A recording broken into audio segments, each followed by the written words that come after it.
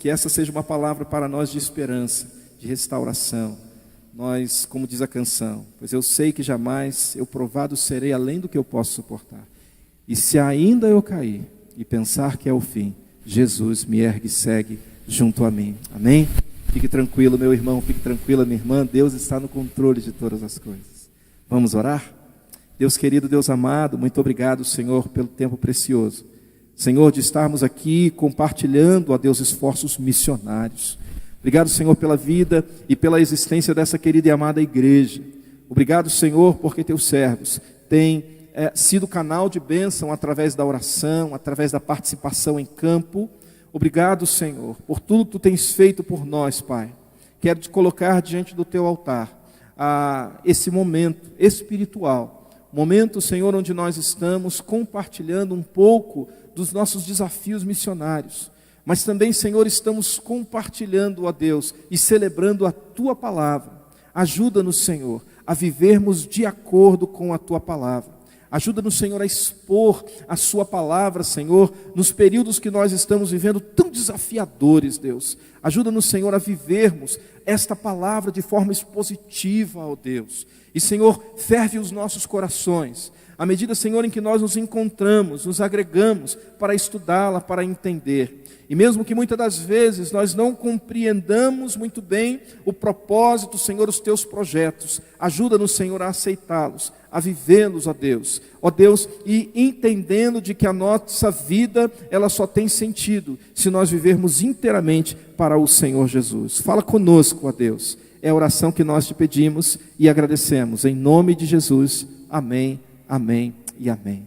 Louvado seja Deus. Que bom, irmãos. Que alegria e privilégio estar aqui, também uma responsabilidade muito grande, estar aqui para compartilhar um pouco dos esforços missionários que têm sido investidos ali na nossa congregação, ali no Júlia Cefé. Eu peço a gentileza dos nossos irmãos colocarem ali o primeiro slide. Em alguns minutos, em rápidos minutos, eu gostaria de dar um briefing, um histórico desta querida e amada igreja.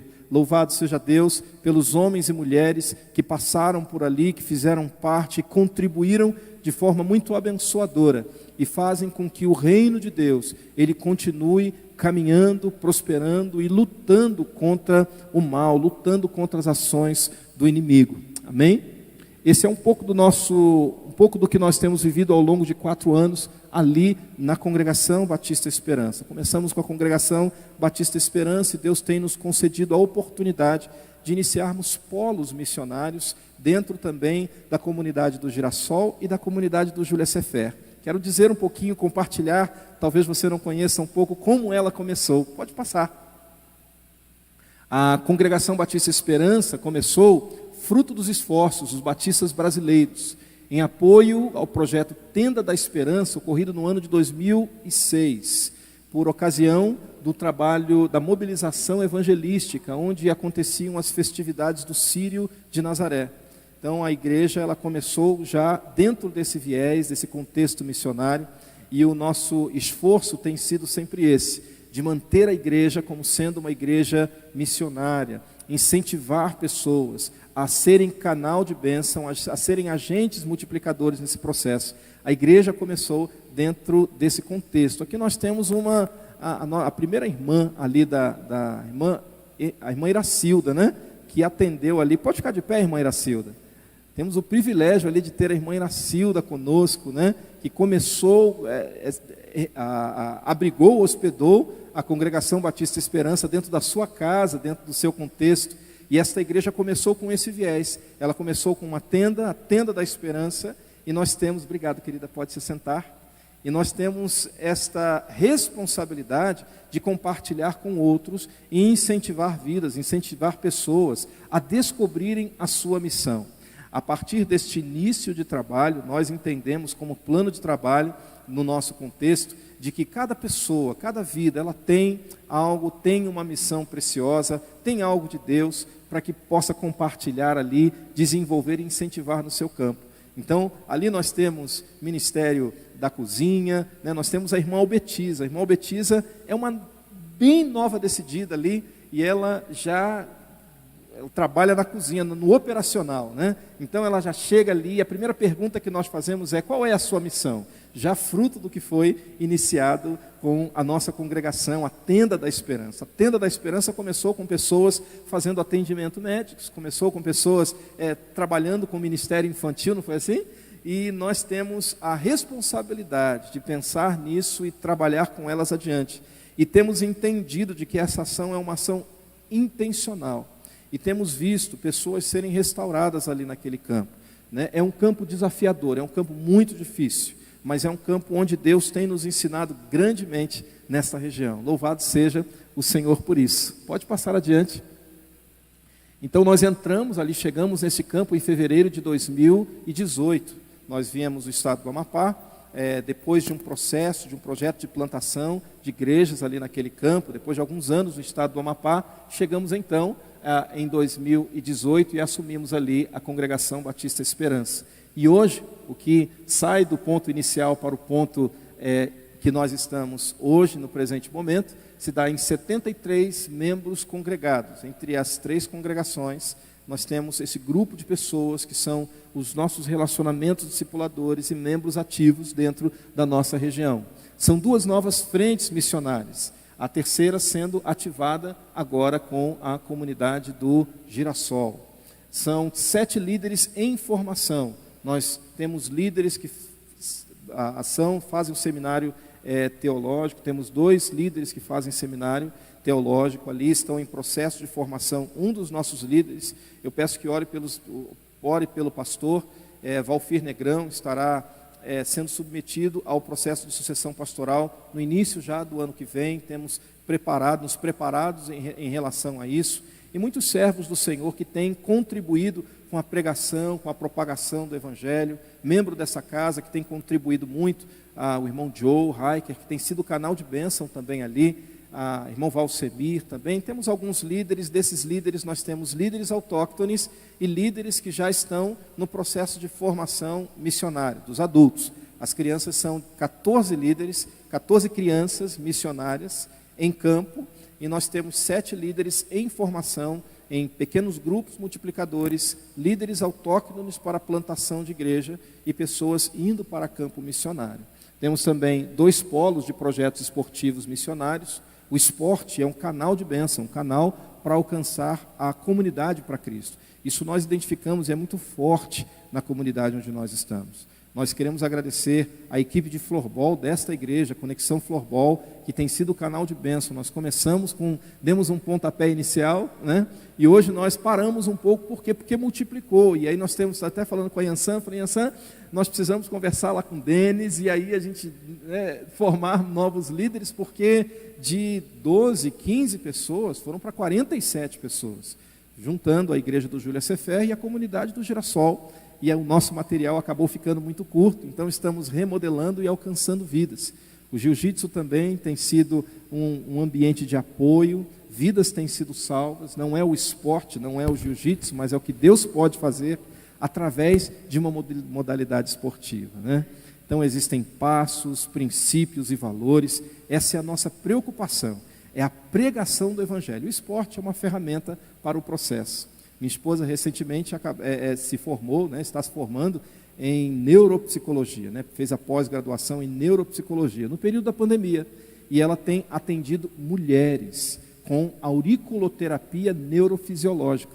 Ela tem colocado aquelas sementes, né, e funciona, irmãos, funciona, irmãs. Ela tem atendido, mas nesse processo de atendimento o primeiro passo é a anamnese. E na anamnese a pessoa vai contando as suas dificuldades, chora, compartilha. É a oportunidade que nós temos de entrar com o amor de Cristo na vida dessas pessoas. Então são projetos missionários. O projeto nós chamamos, amparados pelo movimento Viver da Junta de Missões Nacionais, desenvolvemos neste campo. E por fim, nós estamos com um missionário radical já na comunidade do Membeca. Foi enviado pela igreja, pela nossa igreja. Sou grato a Deus porque nós temos parceiros pelo projeto, pelo PAN. Já não são mais 4 missionários de missões nacionais, são 5, porque fruto do trabalho dos irmãos, fruto do esforço dos esforços dos irmãos, desta querida e amada igreja, já está em comunidade ribeirinha, sendo canal de bênção. Ore, no final do ano nós estaremos lá, queremos passar pelo menos 4 dias com esse missionário, orando com ele, abençoando a vida dele, colocando uma faixa nova na sua cintura, para que ele possa ser estimulado por esta igreja, que apesar de simples, mas uma igreja que tem um coração missionário e que tem sido canal de bênção na sua geração. Em suma, muito obrigado. Muito obrigado pelo seu apoio, obrigado pela sua oração, obrigado pelos seus esforços, muito obrigado pelo seu carinho. Amém, irmãos? Quero convidar você a abrir a sua Bíblia nesse momento em Marcos, capítulo 5, do verso de número 21 ao verso de número 23. Texto da Palavra de Deus, norteado para este dia. Eu gostaria, em rápidas palavras, em uma reflexão, trazer para você algo que o Senhor tem falado no nosso coração. E trazer aqui um testemunho e o motivo pela qual eu justifico esta mensagem. No final dela estarei compartilhando com os irmãos. Marcos capítulo 5, do verso de número 21 ao verso 43. Em reverência ao Deus da palavra, eu peço a gentileza que você se coloque em pé para juntos lermos esse texto bíblico. A palavra nos diz assim: Jesus cura uma mulher de fluxo de sangue e ressuscita uma menina. E passando Jesus outra vez num barco para outro lado, ajuntou-se a ele uma grande multidão, e ele estava junto ao mar. E eis que chegou um dos principais da sinagoga, por nome Jairo. Vendo-o, prostrou-se aos seus pés e rogava-lhe muito, dizendo: minha filha está moribunda. Rogo-te que venhas e imponha as mãos para que sare e viva. E foi com ele, e seguia uma grande multidão que o apertava. E certa mulher, que havia 12 anos, que tinha fluxo de sangue, e que havia padecido muito com os médicos, e despendido de muito, nada lhe aproveitando isso, antes indo a pior. Ouvindo falar de Jesus, que veio por detrás entre a multidão, tocou na sua vestimenta, porque dizia: se eu tão somente tocar nas suas vestes, sararei. E logo lhe secou a fonte do seu sangue, e sentiu no seu corpo estar já curado daquele mal. E logo Jesus, conhecendo que a virtude de si mesmo saíra, voltou-se para a multidão e disse: quem tocou nas minhas vestes? E disseram-lhe entre os discípulos: vês que a multidão te aperta, e diz: quem me tocou? E olhava ao redor para ver a que isso fizera. Então a mulher sabia o que tinha acontecido, prostrou-se diante dele e disse-lhe toda a verdade. E ele disse: filha, a tua fé te salvou, vai em paz e ser curada deste mal.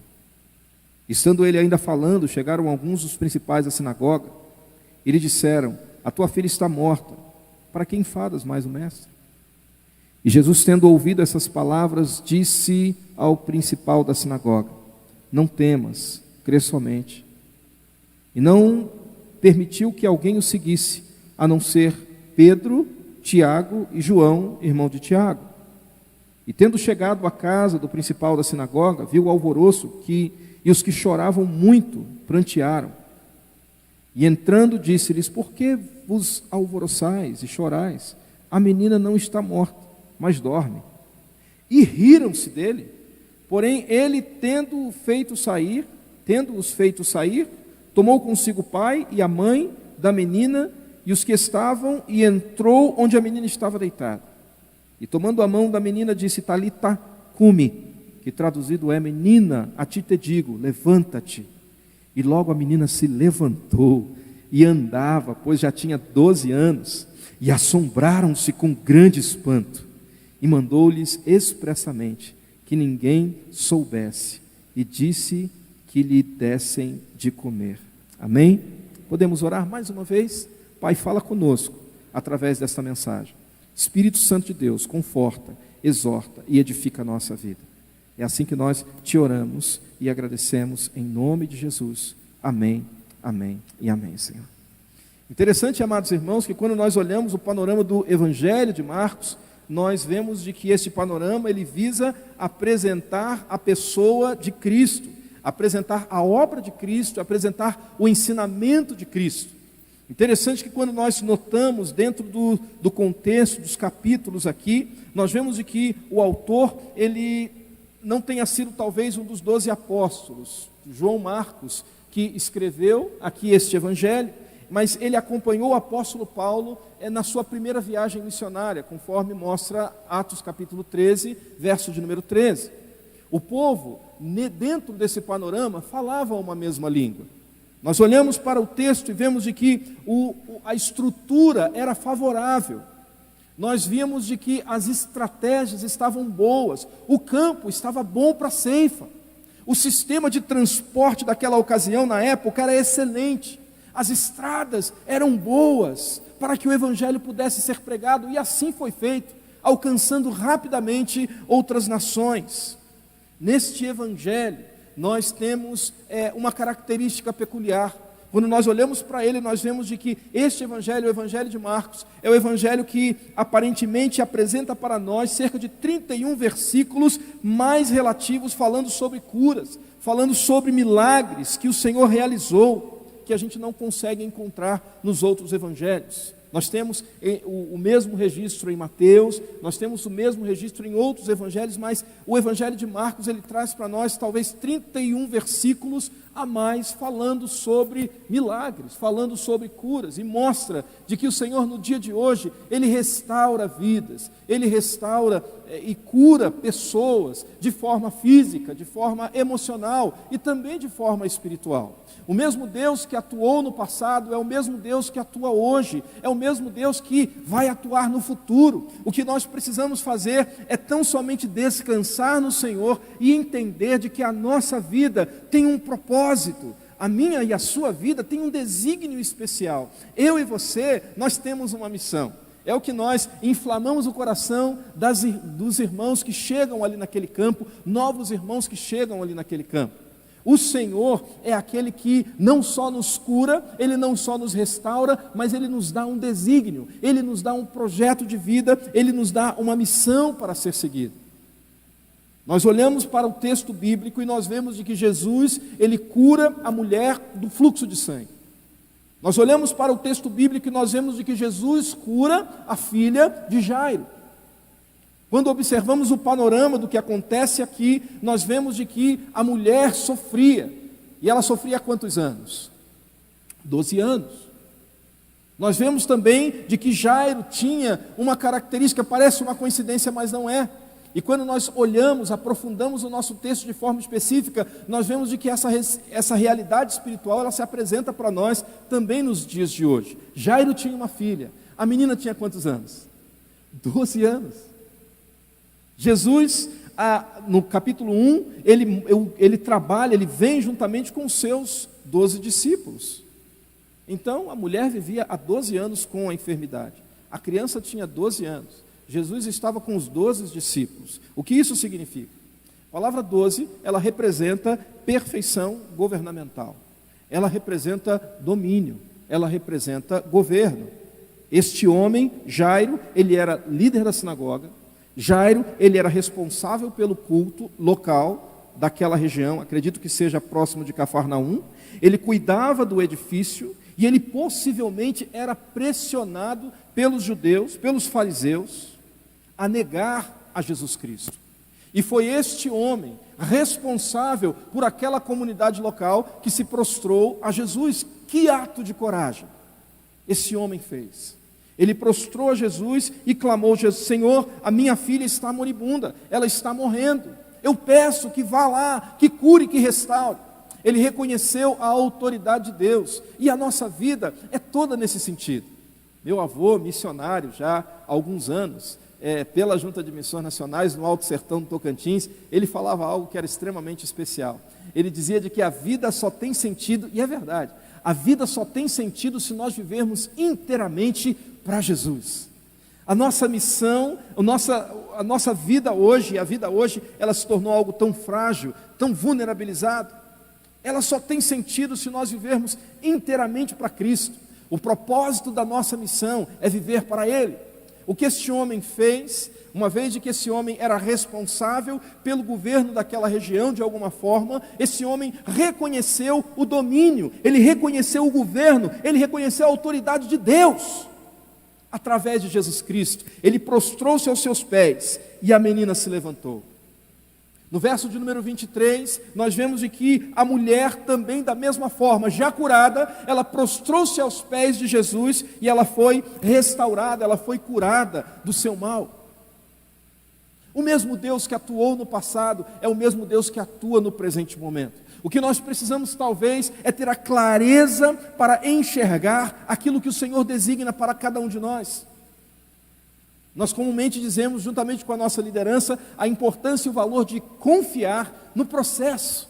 Nós precisamos confiar no processo. Eu sei que muitas das vezes temos passado por dificuldades, temos passado por perdas. O hino diz, temos por lutas passadas, umas difíceis e cruéis, mas o Senhor tem livrado dela os seus servos fiéis. O Senhor está no controle da minha vida e da sua vida, meu irmão. O Senhor cuida de mim e cuida de você. Deus cuidará de ti, é um outro hino bastante antigo, mas tão lindo. Deus cuidará de ti.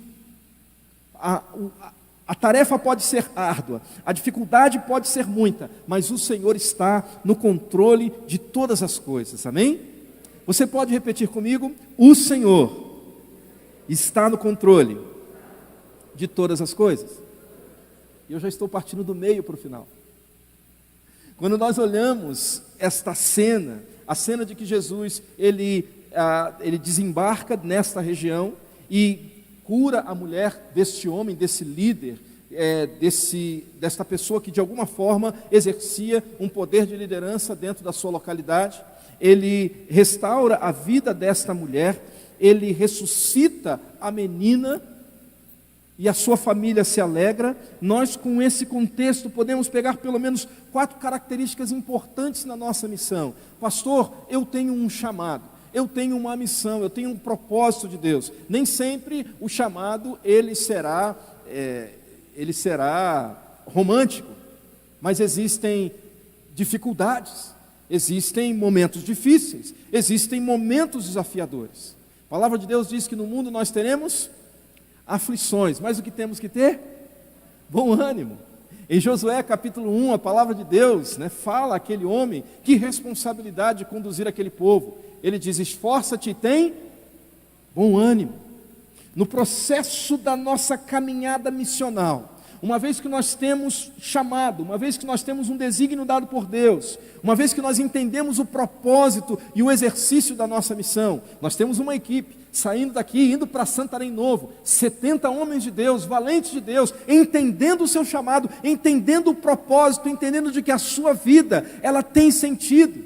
Uma vez que nós passamos por esse processo, eu gostaria de deixar 4 características, talvez chaves espirituais, para nos ajudar na nossa missão a ter ânimo na vida, a despeito das dificuldades, a despeito das decepções, das tristezas que muitas das vezes temos ao longo do caminho.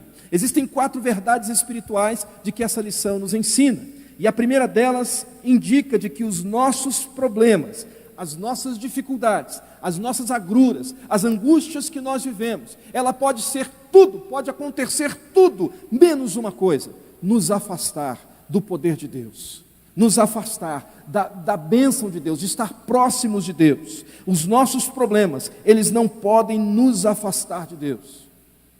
O Senhor está pronto para ajudar. O que talvez Jairo tivesse feito, negando Jesus, mas naquele momento ele reconhece o governo, ele reconhece o domínio de Deus, e ele se prostra aos seus pés, e o Senhor prontamente o ajuda. Irmãos, nós estamos vivendo em momentos difíceis, nós estamos vivendo com perdas, muitos de nós têm dificuldades dentro da nossa própria casa, mas meu irmão, deixa eu lhe incentivar, motivar o seu coração a acreditar de que as dificuldades, os nossos problemas, as aflições, as angústias, elas não podem nos fazer afastar de Deus. Angústias, traumas, problemas, nós não esquecemos, não é verdade? E vez ou outra, a nossa mente, ela nos, de alguma forma, dizem que a mente, ela tem duas características. Ela é amoral e atemporal. Talvez algo que tenha acontecido lá no passado emerja, subitamente no presente, dificultando vivermos uma vida no futuro. Mas, pastor, como se livrar de dificuldades? Transforme traumas em causas. Transforme traumas em projetos, em propósitos dados por Deus. De alguma forma ou de outra, o Senhor, Ele há de restaurar a nossa vida e nos ensinar a despeito das dificuldades. O Senhor está sempre pronto a nos ajudar. Deus cuidará de ti. Deus cuidará da sua missão. Ele está no controle de todas as coisas. Então siga adiante. Cumpra o objetivo pela qual você foi designado. Em segundo lugar, nós vemos de que a fé, o domínio, o governo em Deus, motiva a cura. A palavra de Deus em Hebreus capítulo 11, verso de número 6, diz que sem fé é impossível agradar a Deus. Fé é o firme fundamento das coisas que se esperam e a prova das coisas que não se veem. Fé é um dom que vem de Deus. É o escudo de quem crê, dizia o poeta. A fé não se explica com a razão. Mesmo que você não veja, mas tenha fé. O que é que diz aí? Tem as crianças aí do passo, do projeto Dojo para Jesus? Estão aí? Lá do projeto Jiu-Jitsu? Ok. Queria que vocês falassem bem alto ali o passo, né? Tenha fé. Fale bem alto daí.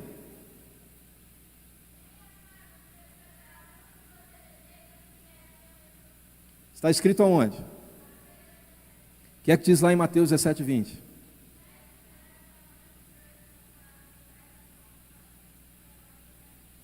Amém?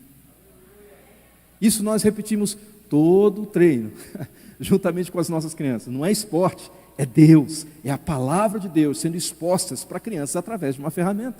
Tenha fé, você receberá tudo o que deseja receber, se vier de Deus para você. Nesse momento, este homem teve fé. Jairo teve fé de que a sua filha pudesse ser curada. Esta mulher, ela teve fé. Ela disse: se eu ao menos tocar nas suas vestes, eu posso ser curado.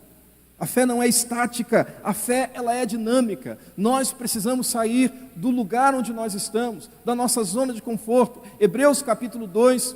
Gênesis capítulo 12, a palavra de Deus diz, Ele dá uma ordem: sai do que é teu, sai da tua terra, da tua parentela, saia da sua zona de conforto e vá para uma terra que eu te mostrarei. Abençoarei os que te abençoarem, amaldiçoarei os que te amaldiçoarem, e em ti serão benditas todas as famílias da terra.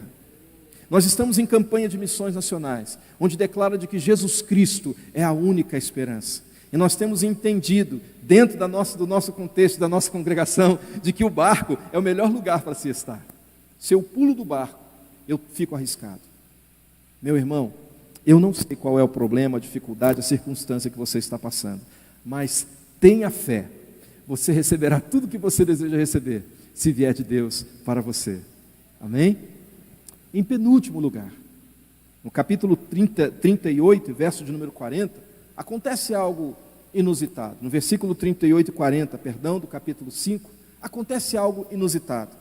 Jairo, com Jesus, ele chega até o local específico, o local onde esta jovem estava moribunda. E o Senhor, Ele diz para aquelas pessoas, Ele encontra as pessoas chorando. Mas quando o Senhor faz uma declaração, subitamente as pessoas começam a rir. Então as pessoas que choraram, rápido começam a rir. Por causa da declaração de Jesus, as pessoas começaram a achar aquilo impossível. Que a criança, ela não estaria dormindo, a criança estaria morta. E aí nós entendemos a terceira característica aqui, característica que podemos levar a campo. Os irmãos que vão ali, e tem gente lá da igreja que vai, né? Arnaldo e Ana vai lá para Santarém Novo. Louvado seja Deus, que bênção, meu irmão. Louvado seja Deus pela vida dos irmãos. E pode utilizar, viu, pastor? Parte elétrica e tudo, pode contar com o irmão Arnaldo e o irmão Ana, que são feras, viu? Nessa área, bênção. Deus abençoe, irmãos.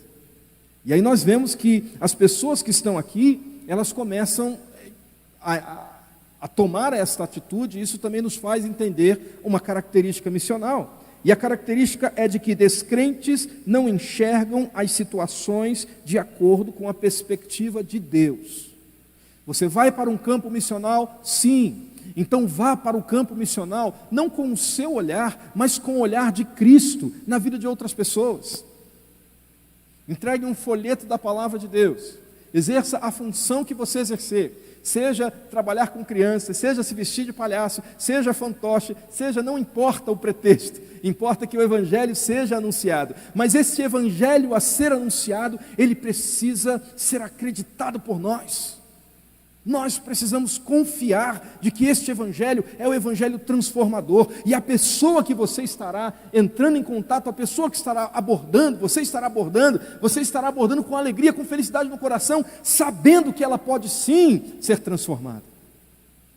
Certa vez o pastor Humberto da Cristolândia, levando os amigos, irmãos, visitantes ali para Cracolândia, e mostrando, eu ouvi esse relato de um missionário, e indicando, olha, está vendo aquela moça ali? Pois é, aquela ali é a diaconisa da igreja. Olha, aquele ali, na Cracolândia, mostrando. Está vendo aquele moço ali? Pois é, aquele moço ali é diácono. Olha, está vendo aquele ali? Rapaz, aquele ali é um homem de Deus. Ele vai ser um grande missionário aqui. Aí quando olhava para a moça que ia ser diaconisa, uma prostituta. Quando olhava para o diácono, mergulhado no crack. Eu falei, mas como é que o senhor pode olhar para a pessoa e ver, porque eu vejo algo e você vê totalmente diferente? Eu falei, porque eu vou um pouco mais além. Eu não sei, você vai para Santarém Novo, mas de repente você pode encontrar com o Zé da padaria. Olha para o Zé da padaria e olha com os olhos de Cristo. Olha com o Zé já transformado em nome de Jesus. Vai entregar um folheto, não entrega melindrando, que às vezes é assim, né? Quando a gente fica preocupado e entregar um folheto, a gente olha, não, vai você, a pessoa vai se aproximando, vai você, a pessoa vai pensar o quê? É ladrão. Vá com alegria, com confiança no seu coração, sabendo de que o Senhor, Ele supre todas as necessidades. Amém, queridos? Então, esta característica acaba sendo muito importante. Descrentes não enxergam as situações de acordo com a perspectiva de Deus. Pastor, mas a sua igreja é tão pequenininha. Sim, mas ela é uma igreja que está entendendo a importância e o valor de sermos missionários. Está entendendo o princípio e o valor de viver com Cristo. Está entendendo de que a missão existe e é responsabilidade nossa ser canal de bênção e anunciá-la em nome de Jesus. E por fim, queridos e amados irmãos, eu quero dizer aos irmãos de que há suprimento quando nós aceitamos o governo de Deus sobre nossas vidas. Você pode repetir comigo? Há suprimento quando aceitamos o governo de Deus sobre nossas vidas. A palavra de Deus diz: buscai em primeiro lugar o reino de Deus e a sua justiça, e as demais coisas vos serão acrescentadas.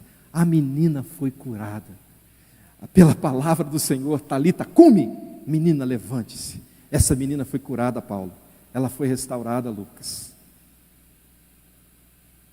E logo depois que ela foi restaurada, o Senhor disse: dá a essa menina o que comer. Sabe o que acontece muitas das vezes, irmãos? Nós estamos no campo missionário e existem muitos impactos deste campo. E eu falarei que traria a razão, desta mensagem e um testemunho a compartilhar com os irmãos. Nós sofremos impactos, dentro do campo missionário. Eu quero compartilhar, e me perdoe os irmãos se eu não conter as minhas lágrimas, porque eu creio num Deus que cura.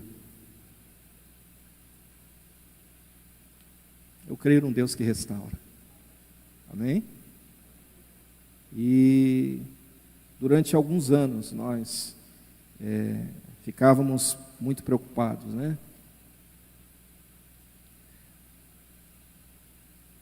com a nossa menina. A Aline tem um probleminha no coração, e havia muita preocupação no nosso coração em fazer o trabalho missionário, porque a nossa menina estava com dificuldades. Quando nós falamos com alguns médicos, e alguns médicos disseram: olha, vai ser importante, necessária uma intervenção cirúrgica. Desde ali, a nossa preocupação aumentou consideravelmente. E tem sido, madrugadas orando, intercedendo a Deus e pedindo de que o Senhor também olhasse para os nossos, olhasse para as nossas meninas. Eu vejo a preocupação de minha esposa, a preocupação redobrada, porque deu à luz, e isso acaba também, de alguma forma, tocando o seu coração. Nós procuramos os melhores médicos, nós conversamos com muitos médicos, muitos cardiologistas, e fomos levados a um cardiologista da região. Não foi isso, Graça? Graça está aí, né? E fomos levados a um cardiologista aqui no estado do Pará, a um cardiologista da região, muito bom, um dos melhores que nós temos aqui no estado. E todos os caminhos indicavam a esse cardiologista. E eu fiquei muito feliz, porque recentemente o cardiologista, ele deu um diagnóstico final. Ela não precisa operar. Ela está curada. Talita cumi. Muitas são as aflições que nós passamos dentro de casa. Quantos de nós não temos? Quantos de nós não temos histórias que nós passamos, que muitas das vezes, no desenvolver o trabalho missionário, são barreiras que nos impedem, são barreiras que mostram de que precisamos pensar, orar, olhar para os nossos, para que possamos fazer um trabalho saudável no campo missionário. E o Senhor, Ele nos concedeu essa bênção. Nós pedimos ao Senhor que falasse através do médico, e o Senhor falou através desse homem. Ela não precisa.